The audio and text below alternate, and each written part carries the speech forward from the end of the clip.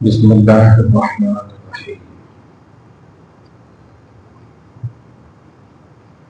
نحمده ونصلي ونسلم على حبیبه ونبیه ورسوله الکریم الامین العزیز الرحیم وعلى آلہ واصحابہ الافضلین الاکرمین اجمعین اما بعد فاعوذ باللہ من الشیطان الرجیم بسم اللہ الرحمن الرحیم وَلَقَدْ أَرْسَلْنَا رُسُلًا مِّن قَبْلِكَ وَجَعَلْنَا لَهُمْ أَزْوَاجًا وَذُرِّيَّةً صدق اللہ العظیم۔ رسول برکت کے لیے درود شریف پڑھیں۔ اللہم صلی وسلم وبارک علی سیدنا و حبیبنا وحبیبنا ومولانا محمد وآلہ وصحبہ وبارک وسلم صلی اللہ علیہ وسلم۔ سورۃ الرعد، سورہ نمبر 3، پارہ نمبر 13 کی آیت نمبر 37 تک کا درس ہو چکا ہے۔ سورہ رعد کی انتہائی چند آیتیں انشاءاللہ ہو سکتا آج مکمل ہو جائیں، پھر اس کے بعد سورہ ابراہیم انشاءاللہ شروع ہوگا۔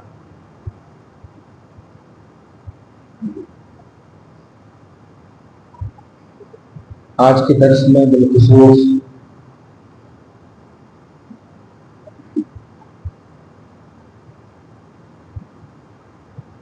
دفاع رسالت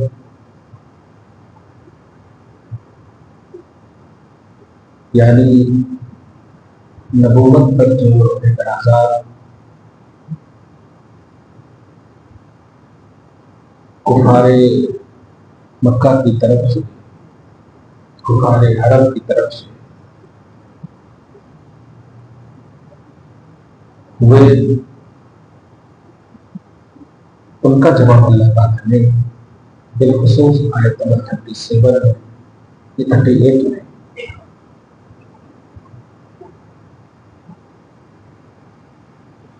رسول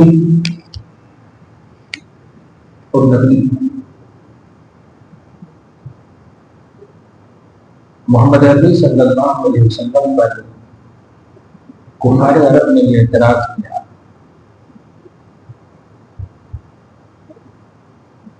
کہ نبی اور رسول ہے، یہ شادی بیاہ، کھانا پینا، بچے، آل اولاد، یہ سب کہیں کو مقصد یہ تھا کہ نبی رسول فرشتے جیسے ہونا، کسی سے بولنا نہیں، کھانا پینا نہیں، ایک دم بالکل الگ تھلگ رہنا۔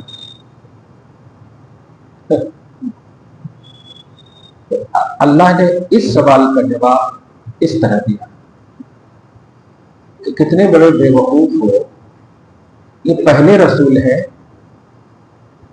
پہلے نبی ہے، اس سے پہلے جتنے بھی انبیاء رسول آئے ہیں انہوں نے شادی نہیں کی۔ حضرت سلیمان علیہ السلام کے پاس 300 بیویاں تھیں، داؤد علیہ السلام کے پاس 100 بیویاں تھیں۔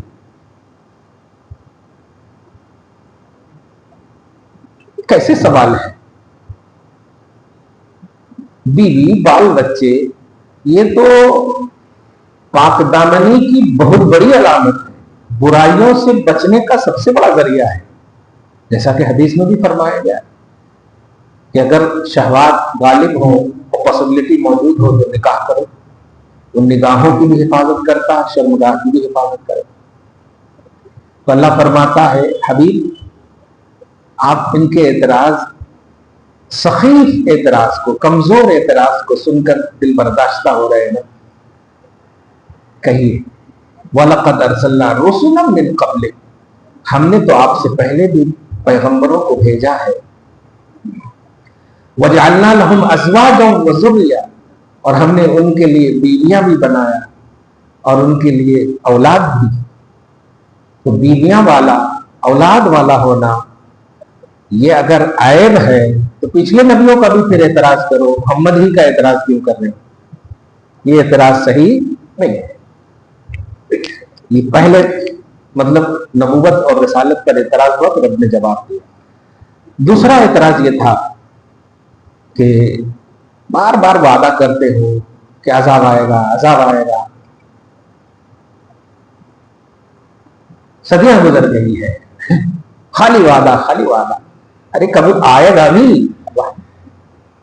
اس کا جواب اللہ تعالیٰ دے رہا، وَمَا كَانَ لِرَسُولٍ أَن يَأْتِيَ بِآيَةٍ إِلَّا بِإِذْنِ اللَّهِ، کہ ہم نے جس رسول کو بھی بھیجا ہے نا، وہ رسول کی یہ شان نہیں ہے کہ وہ اپنی طرف سے کوئی معجزہ یا کوئی نشانی لا دے، الا باذن اللہ، وہ تو اللہ کے اذن پر منحصر ہے۔ اللہ جب چاہے گا وہ وعدہ یا وعید، عذاب یا جو بھی ہے اللہ تعالیٰ ڈالے گا، اس لیے اعتراض صحیح نہیں ہے۔ تو دیکھیں اعتراض نبی پر ہو رہا، جواب خدا دے رہا ہے، سبحان اللہ۔ تیسرا اسی سے ریلیٹڈ سوال تھا، کہاں ہے؟ نہیں نازل ہو رہا تو بتاؤ نا ہے کہاں؟ تو اللہ فرماتا ہے لِكُلِّ أَجَلٍ کتاب، وہ ہر مقرر وقت کے لیے لکھت میں ہے، درو لکھا تو ہے، جس وقت کے لیے لکھا ہے اسی وقت وہ نازل ہوگا، زبردستی مت کرو۔ ورنہ ہسٹری دیکھ لو، طوفان نوح کی ہسٹری دیکھ لو، قوم لوط قوم نوح کا معاملہ دیکھ لو، صحیح ہے؟ ہاں اب دیکھیے یمحو اللہ، آیت نمبر 38 ہو گیا، یمحو اللہ ما یشاء ویثبت، اللہ جسے چاہے میٹ دے اور جسے چاہے ثابت رکھے۔ اللہ پر زبردستی مت کرو، اس کے جلال کو دعوت مت دو۔ اگر تیرے لیے اس نے لکھ دیا ہے تو حبیب پر ان کے ایمان لے آؤ، میٹ دے گا، وہ چاہے تو میٹ دے گا، لکھ کے سب رکھا ہے، زبردستی مت کرو۔ تیسری آیت دیکھیے، نبی صلی اللہ علیہ وسلم بولتے گئے پھر بھی وہ لوگ اعتراض پہ اعتراض، ڈھیٹ قوم، کیا کرنا۔ ہاں انہی لوگوں کی جب ہسٹری پڑھتا ہوں نا تھوڑا تھوڑا یو پی وغیرہ کا مسئلہ اچھا لگتا ہے، 0% بھی نہیں ہے اتنا ظلم ہے کہ نہیں؟ ارے نبی بتائیے، تاجدار انبیاء، شجر و حجر پہ حکومت رکھنے والے، بلکہ آسمانی حکومت رکھنے والے، ان پر اتنا ظلم ہوا، ان کے لوگوں پر اتنا ظلم ہوا ہے کہ نہیں؟ ڈائریکٹلی تو تھوڑا سکون ملتا ہے، سبحان، مطالعہ کرنے سے تھوڑا سکون ملتا ہے۔ اب سنیے آیت کریمہ، حبیب آپ کا دل ٹوٹتا ہے، میں جانتا ہوں، آج آپ آخری اعلان کرواتا ہوں، اگر ہم دکھا دیں ایمان لاؤ گے؟ مگر حبیب میں کہتا ہوں ایمان نہیں لائیں گے۔ اما نرینک بعض الذی نعدہم، بعض وہ وعدے اپنوں سے، بعض وہ وعدے غیروں سے، وعید جس کو کہتے ہیں، ہم نے جو کیا ہے اگر ہم اس کو دکھا دیں آپ کو، یا آج آخری بات کہہ رہا ہوں، او نتوفینک، یا فزیکلی طور پر جو عمر زمینی سطح پر آپ کے لیے میں نے رکھا ہے اس کو مکمل کر دیں۔ ترجمہ خوبصورت سمجھے آپ؟ کیا ہے اس ترجمے کا خوبصورت پہلو؟ آپ دوسری کتابوں میں دیکھیں گے جا کر کے، جن کے پاس نبی کی محبت کا نور نہیں ہے، مردہ کا ترجمہ کریں گے، آپ کو موت دیتے ہیں۔ لیکن جانتے ہیں یہاں پر وفات جو ہے وفا سے، وفا بولتے ہیں پورا پورا دینا۔ آپ عید کی نماز جب پڑھتے ہوں گے تو اس میں ایک حدیث بولتے ہیں، جب فرشتے عرض کرتے ہیں کہ ان کا اجر کیا ہوگا، تو توفا اجورہم، ان کا پورا پورا اجر دے دیا جائے مولا۔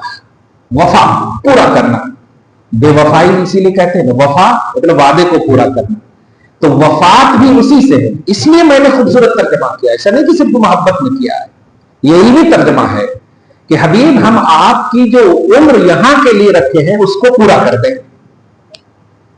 سمجھ لیں، جو 63 ایئرس ہے، یا تو آپ کے ظاہری حیات میں ہم ان پر نازل کر دیں عذاب، یہ بھی، یا ہم آپ کی پوری عمر کر دیں مکمل، یعنی آپ تشریف لے جائیں پھر عذاب ڈالیں، یہ بھی۔ تو یہ آپ کی ذمہ داری ہے نہیں ایسا سننا یا ایسا سوچنا، آپ کی ذمہ داری انما علیک البلاغ، آپ پر صرف مجھ سے لینا ہے، ان کو دینا ہے، تبلیغ جس کو کہتے، آپ پر حق پہنچانا ہے، عذاب نازل کرنا یہ میرا حق ہے، یہ میری ذمہ داری۔ اس لیے اگر وہ اعتراض کر رہے ہیں نا، آپ مطمئن رہیے، اپنی رسپانسبلٹی میں مطمئن رہیے، آپ اپنا مکمل حق تبلیغ ادا کر رہے ہیں، آپ ٹینشن نہیں لیجیے۔ وعلینا الحساب، آپ پر بلاغ ہے، ہم پر حساب ہے۔ آپ تبلیغ کیجئے، ہم حساب لینے والے ہیں۔ سمجھ رہے ہیں؟ یہ دائرہ توحید کا، دائرہ رسالت کا۔ کچھ لوگ جو ہے، اس سے پہلے بھی واضح کیا تھا نا میں نے، کہ اگر علم غیب ہے تو بتائے کہیں کو نہیں ہے، مارے گھٹنا پھوٹے سر، علم غیب ہے تو بتائے کہیں کو نہیں۔ علم بولتے ہیں بتانے کو نہیں، علم بولتے ہیں جاننے کو۔ سمجھ رہے ہیں؟ جاننا اور ہے، بتانا اور ہے، واضح کر چکا ہوں میں۔ تو ایسے ہی اگر نبی ہے تو عذاب لائیے۔ ارے نبی کا، جب نبی بول رہے ہیں تو اس کا دائرہ بھی تو معلوم ہونا چاہیے نا، کہ نبی کا دائرہ کیا ہے۔ نبی کا دائرہ ہے خدا سے لے کر امت کو دینا، بس۔ اور اللہ تبارک و تعالیٰ کی شان ہے عذاب ڈالنا، یہ اس کی شان۔ اب دیکھیے، پھر بھی میرے حبیب ایک اور بات کہہ رہا ہوں، دیکھیے دفاع رسالت اسی لیے کہا میں نے، بلکہ سورہ رات میں نے بجلی ہوتی ہے نا، دیکھیے کفر پر بجلیاں کیسے گر رہی ہیں۔ اولم یروا انا ناتی الارض ننقصها من اطرافها، حبیب انہیں نہیں سوچتا، اب دکھائیے ذرا ان کی زمین گھٹتی کیوں جا رہی ہے، ان کے قبیلے ختم کیوں ہوتے جا رہے ہیں، زمین در زمین، فوج در فوج آپ کے دامن کرم میں آ رہے ہیں، ایمان لا رہے ہیں، ان کی زمین تنگ ہوتی جا رہی ہے، ان کو سمجھ میں نہیں آ رہا ہے کہ عذاب آ چکا ہے۔ سمجھ رہے نا، عذاب آ چکا ہے، اس سے بڑا عذاب کیا ہوگا؟ قبیلہ در قبیلہ ایمان لا رہا ہے، تو عذاب آیا کہ نہیں تمہارے تصور پر، تمہارے فاسد خیالات پر، تمہارے نظریات پر؟ تو اللہ یہ کہہ رہا حبیب، کیا انہیں نہیں سوچتا کہ ہم ان کے چاروں طرف سے زمین کو گھٹاتے جا رہے ہیں، اور گھٹانے سے مراد یہی ہے کفر کی زمین گھٹتی چلی جا رہی ہے، اور آپ کے دامن کرم پر یدخلون فی دین اللہ افواجا، فوج در فوج دامن اسلام میں داخل ہو رہے ہیں۔ الحمدللہ۔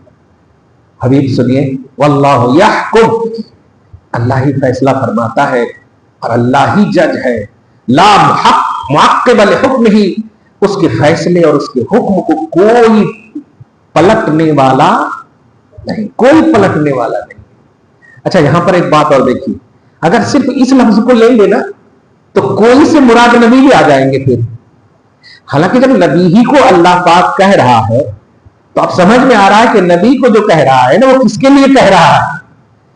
میرا جب فیصلہ آئے گا نا اس کے اوپر تو کوئی نہیں پلٹ سکتا، کیونکہ آپ تو پلٹے گے اس وقت جب وہ آپ کو مانیں گے، مگر وہ تو آپ ہی کو نہیں مان رہے، اسی لیے تو میرا فیصلہ ان کے لیے آئے گا۔ آئی بات سمجھ گئے؟ تو یہاں پر اللہ کا فیصلہ جو بدلنے نہ بدلنے کی بات ہے وہ کفر کے حوالے سے، ورنہ میرے حبیب صلی اللہ علیہ وسلم کی امت کے لیے جو اللہ سے جو فیصلہ گناہ کا ہو جائے گا، مگر کہے گا میرا حبیب کہ معاف کر دے مولا، تو معاف کرے گا اللہ۔ سمجھ رہے نا آپ؟ ہاں، قانون قدرت بدلنا جو بولتا ہوں میں کبھی کبھی، وہ حبیب پاک صلی اللہ علیہ وسلم کے غلاموں کے حوالے سے ہے، ورنہ شفاعت کا کانسیپٹ ہی ختم ہو جائے گا۔ گناہ کا مطلقاً عذاب اگر ملے تو شفاعت کس چیز کی ہوگی؟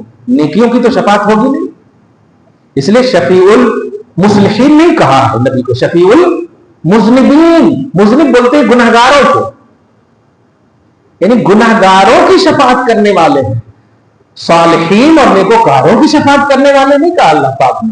حضور کی شان شفیع المذنبین ہے، سمجھ رہے ہیں؟ ہاں خیر، وَهُوَ سَرِيعُ الْحِسَابِ، اور اب میں کہتا ہوں کہ بہت جلد حساب لینے والا میں ہی ہوں۔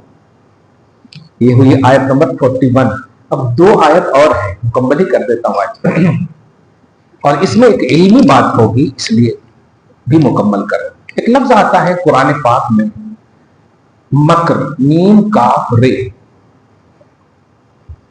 اور عمومی طور پر ڈکشنری میں اس کا معنی ہوتا ہے فریب۔ فریب پرشین ورڈ ہے، مکر اور فریب دونوں کے ساتھ مل کر کے یوز ہوتا ہے. مکر و فریب بولتے نہیں, مکر و فریب. اور خوب فریب دینے والے کو مکار بولتے ہیں. صحیح ہے, مکار عربی لفظ ہے. جیسے خوب گویوں کو قوال بولتے ہیں, قوال. تو ایسے ہی خوب مکر دینے والے کو مکار. تو اسی عربی لفظ ہے, عربی مبالغہ کا صیغہ. اب جانتے ہیں مکر کی نسبت بندوں کی طرف بھی ہوئی ہے اور مکر کی نسبت اللہ کی طرف بھی ہوئی ہے. اب آپ یہی جو ہے, یہیں پر فیصلہ ہوتا ہے کہ کسی کی بات کو سمجھنے کے لیے ذات سمجھنا ضروری ہے. صحیح ہے نا. اب اگر یہ بات خدا کی ہے تو اس بات کی میننگ سے پہلے ذات کو سمجھنا چاہیے. اب ذات خدا کو جب دیکھا تو اس کے لیے ہم سبحان اللہ پڑھتے ہیں, اور سبحان اللہ کا معنی ہوتا اللہ ہر عیب سے پاک. اور مکر و فریب عیب ہے, مکر و فریب دھوکہ دینا عیب ہے. تو جو پڑھنے والا سبحان اللہ ہے وہ کبھی اللہ تعالیٰ کو مکر والا نہیں کہے گا. صحیح ہے کہ نہیں؟ ہاں, مگر نسبت ہوئی ہے, نسبت ہوئی ہے.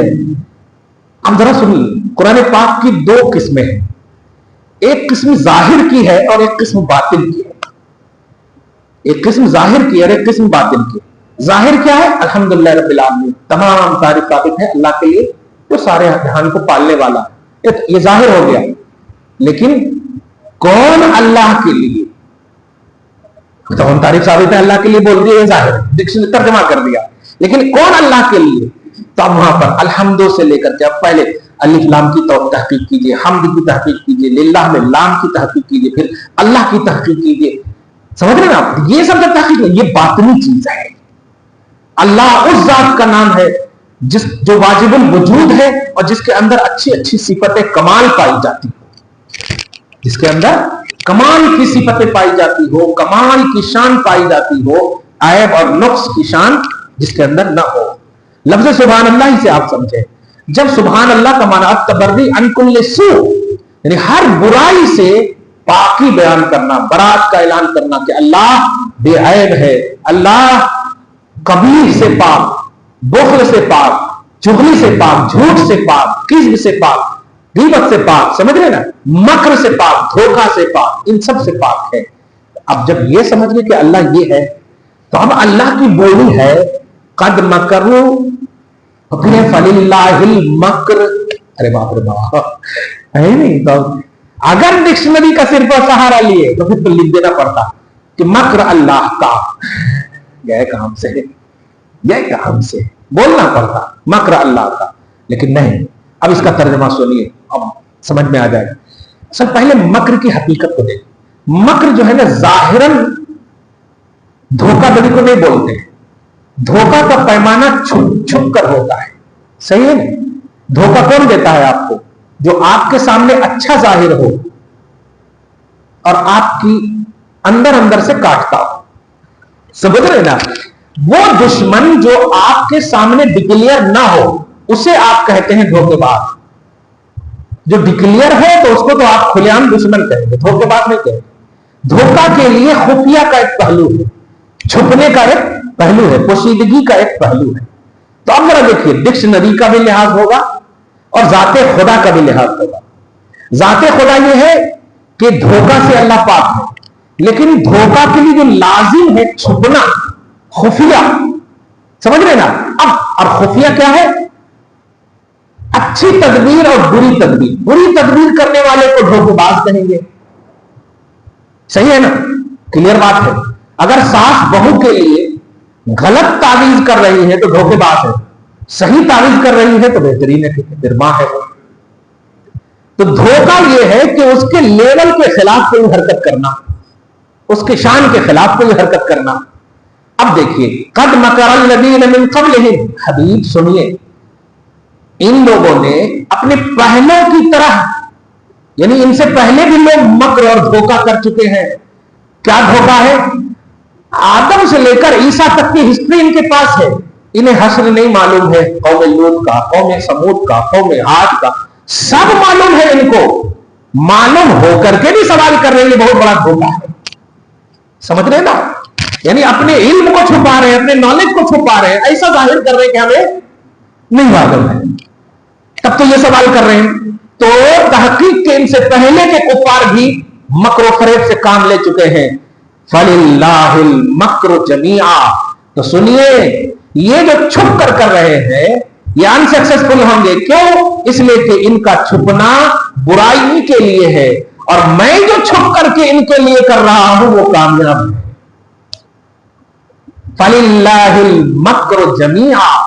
خفیہ ساری تدبیریں تو ہمارے ہی پاس ہے, کیونکہ ہمارے پاس جھوٹ, غیبت, چغلی, حسد یہ نہیں ہے, مالکانہ تدبیر ہے ہمارے پاس. بات آئی سمجھ میں؟ ابھی بھی سمجھ میں نہیں آئی.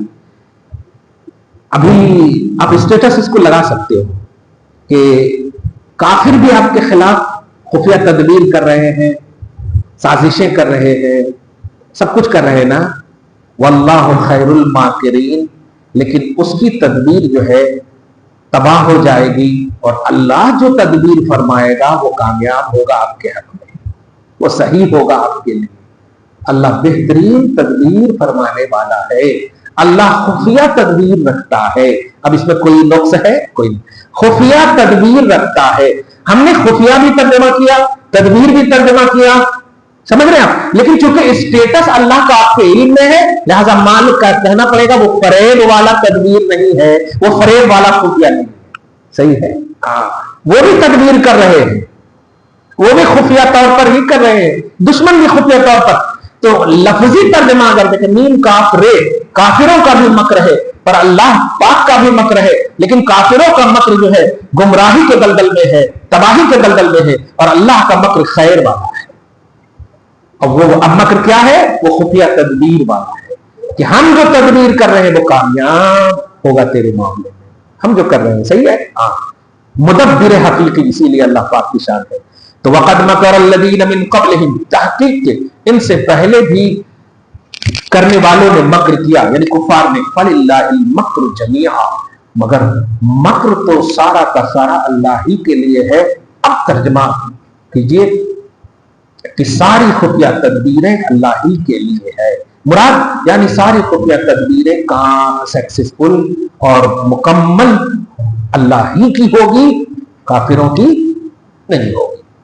یعلم ما تکسب کل نفس, وہ اللہ کون کون جان کیا کیا کمائے گی وہ جانتا ہے. ہر نفس کو جانتا ہے کہ کیا کمانے والے ہو, تو خیر کمانے والے ہو یا شر کمانے والے ہو, وہ جانتا ہے. سمجھ رہے ہیں؟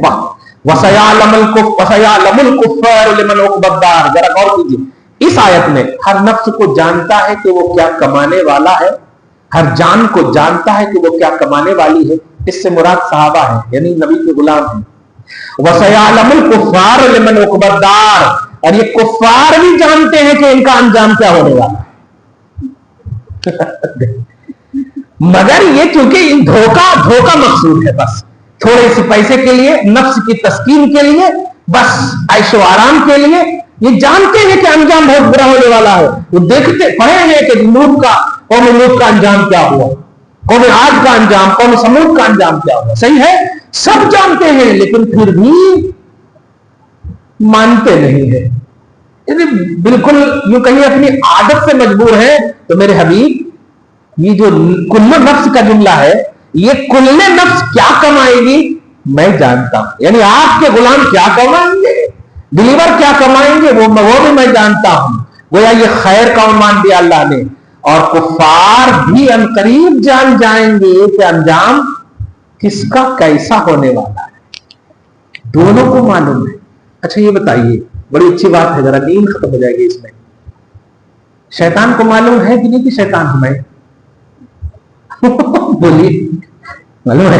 ماشاء اللہ, شیطان کو معلوم ہے نہیں کہ میں شیطان ہوں, تب تو بولا میں گمراہ کروں گا. نہیں معلوم ہوتا تو پھر تو نیکی کی بات کرتا نا. وہ کہہ رہا میں گمراہ کروں گا سب کو, اس کا مطلب اس کو 100% معلوم ہے کہ میں شیطان ہوں. پھر جب معلوم ہے تو کہیں نہیں ماننے لا رہا. اب ذرا شرارت انسان سے آپ مطمئن رہیے.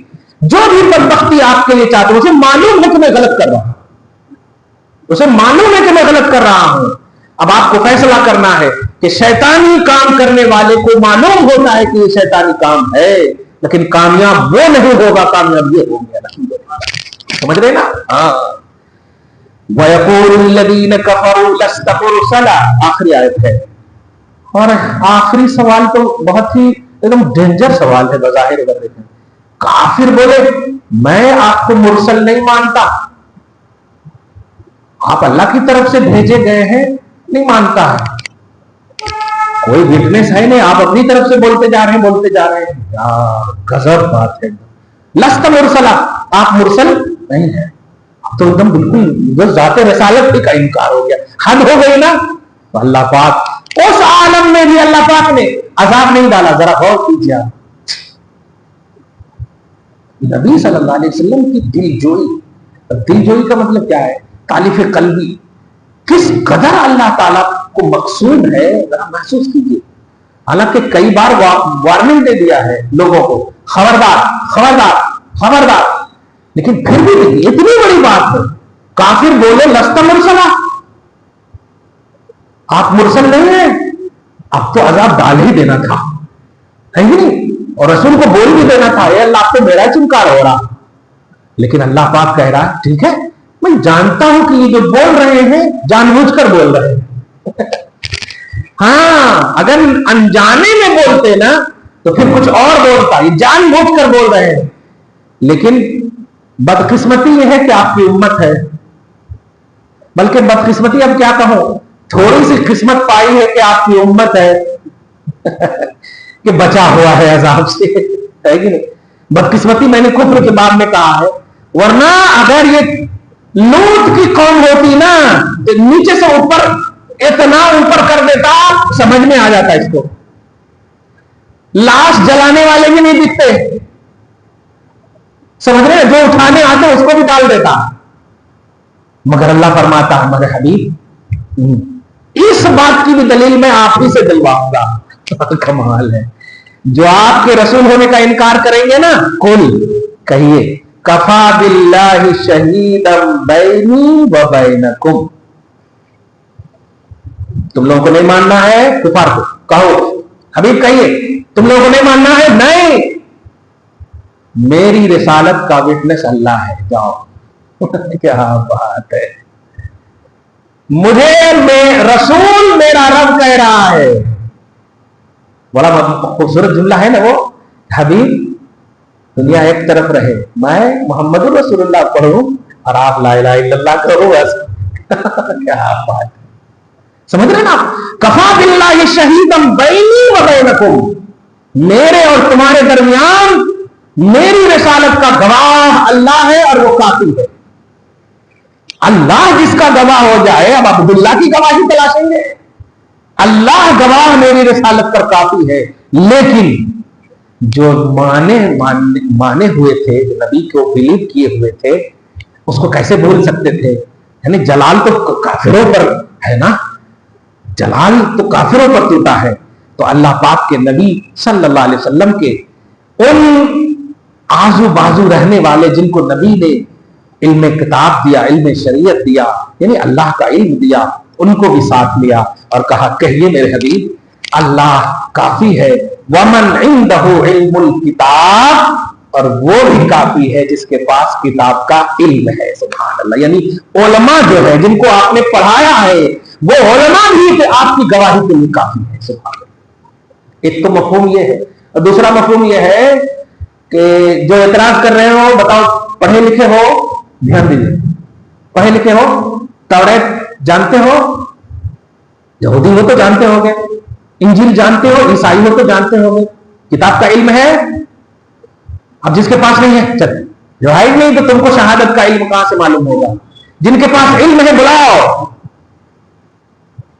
اگر وہ گواہی نہیں دیں گے میرے رسالت کا کی، تو پھر کہنا یعنی سارے علماء کتاب آسمانی کو چیلنج کیا اللہ پاک نے کہ آپ اپنی رسالت کا اعلان اس طرح کیجئے کہ پہلا تو میں گواہ ہوں، باقی جن کو میں نے کتاب دیا، ہر کتاب میں نے آپ کی رسالت کا تذکرہ کیا ہے، تو جن کے پاس بھی علم کتاب ہوگا وہ سب گواہی دیں گے۔ سبحان اللہ، تو علماء کی بھی اس میں قدر بتائی گئی کہ اللہ تعالیٰ نے جنہیں علم دیا. ایک اور بات اشارہ ملا کہ صحیح عالم وہ ہے جو رسول کا دفاع کرے. صحیح عالم وہ ہے کیونکہ اللہ پاک گواہ ہے، پھر عالم گواہ ہے. علم الکتاب جن کے پاس ہے وہ گواہ ہے. اس کا مطلب یہ ہوا کہ جو بھی عالم گستاخی کی بات کرتا ہو وہ عالم نہیں ہے. توحید کا عالم وہی ہے جو نبی کا دفاع کرتا ہو. سبحان اللہ. صحیح ہے. ہو گیا مکمل سورہ. انشاءاللہ آئندہ سورہ ابراہیم. دعا ہے اللہ تعالیٰ کی اس خصوصی درس کو حبیب پاک صاحب العلاق کے وسیلے سے قبول فرمائے، اپنی شان کریمی کے مطابق اجر عطا فرمائے، گھر میں اولاد میں برکتیں عطا فرمائے، نسلوں کی بخشش اور نسلوں کی حفاظت فرمائے. وصلی اللہ تعالی علی خیر خلق محمد وآلہ وصحبہ اجمعین برحمتک یا ارحم الراحمین.